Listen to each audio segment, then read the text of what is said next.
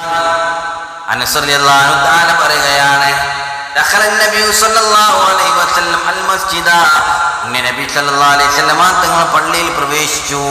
ഫൈദാ ഹബലുൻ മംദൂദുൻ ബൈന സാരിയതൈനി, പുണ്യ റസൂൽ കാണുകയാണ് രണ്ട് തൂൺകാലുകൾക്കിടയിൽ ഒരു കയർ നീട്ടപ്പെട്ട് കിടക്കുകയാണ്. കയർ നീട്ടിയിട്ട് രണ്ട് തൂൺകാലുകൾക്കിടയിൽ കെട്ടപ്പെട്ട് കിടക്കുകയാണ്. നേരത്തെ പുണ്യ നബി സല്ലല്ലാഹു അലൈഹി വസല്ലം തങ്ങൾ പറയുകയാണ്, പള്ളിയുടെ ഉള്ളിൽ രണ്ട് തൂൺകാലുകൾക്കിടയിൽ കയർ കണ്ടപ്പോ ഹബീബായ നബിയുനാ വസയ്യിദുനാ വസമഅതു ഫുആദിനാ മുഹമ്മദുർ റസൂലുള്ളാഹ് സല്ലല്ലാഹു അലൈഹി വസല്ലം തങ്ങൾ ചോദിക്കുകയാണ്, ഇത് എന്താണ് കയർ, എന്തിനു വേണ്ടി കെട്ടിയതാണ്? ഫഖാലു, അവര് പറഞ്ഞു, അദാ ഹബ്ലുൽ സൈനബ് റളിയല്ലാഹു അൻഹാ, സൈനബ് റളിയല്ലാഹു അൻഹാ താലയുടെ കയറാണ്.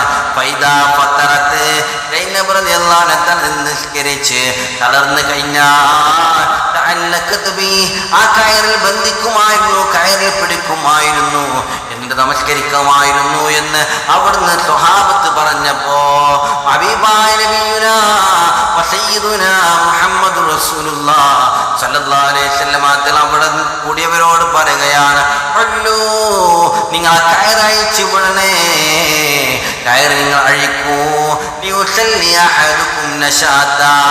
പരിശുദ്ധമായ ദീനിന്റെ സുന്ദരമായ കാഴ്ചപ്പാട് പറയുകയാണ്, നിങ്ങൾ ഓരോരുത്തരും നിങ്ങൾ നിസ്കരിച്ചു കൊള്ളട്ടെ, ഉന്മേഷമുള്ള സമയത്ത് നമസ്കരിച്ചു കൊള്ളട്ടെ.